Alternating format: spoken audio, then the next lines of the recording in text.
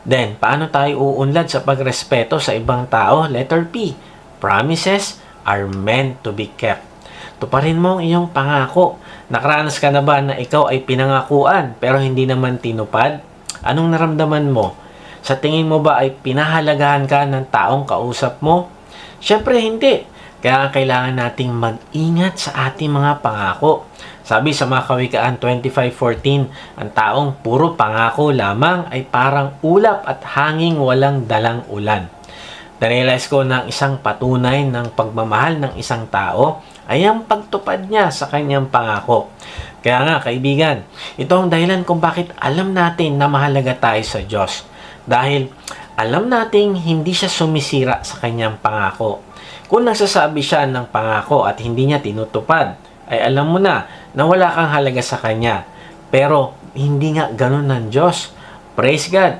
Dahil sa dami ng pangako ng Diyos na tinupad niya ay nakita ko kung paano niya ako pinahalagahan. At hindi lang sa akin, nakita ko na marami sa inyo ang nakaranas din ng katapatan ng Diyos.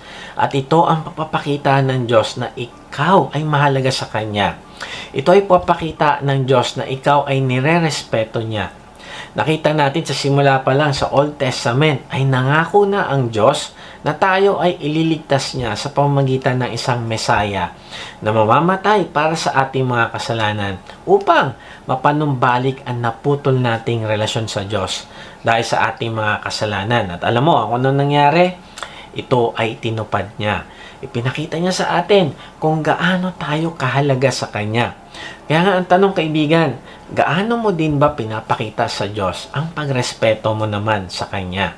Paano mo pinapakita sa Diyos ang iyong pagpapahalaga sa Kanya? Meron ka bang pinangako sa Kanya na hindi mo natupad? Kapag ba nahirapan ka at naging busy, ay hindi mo na tinutupad ang pangako mo sa Diyos? Sabi sa Salmo 15:4, itinatakwil ang mga taong sobrang sama, ngunit pinaparangalan ang mga taong may takot sa Diyos. Tinutupad ang kanyang ipinangako kahit na mahirap gawin. Si C.S. Lewis ay isang magaling na scholar at writer na nagpakita ng katapatan sa kanyang pangako kahit pa nga sobra talaga siyang nahirapan sa pagtupad nito. Noong World War I ay nangako siya sa kanyang kaibigan na sundalo. Natatakot kasi ang kanyang kaibigan na kapag namatay siya ay mapapabayaan ng kanyang mag-iina. Kaya nangako si Lewis na aalagaan niya ang kanyang pamilya kung sakaling meron mang mangyari sa kanya. At dahil nga sa gera na ito ay namatay ang kanyang kaibigan. Kaya't si Lewis naman ay tumupad sa kanyang pangako na aalagaan niya ang kanyang pamilya ng kanyang kaibigan. Kaya lang ay may problema. Kahit anong pagpapakita niya ng kabutihan sa pamilya nito, ay yung asawa ay sinusuklian siya ng kabastusan at pagiging arogante.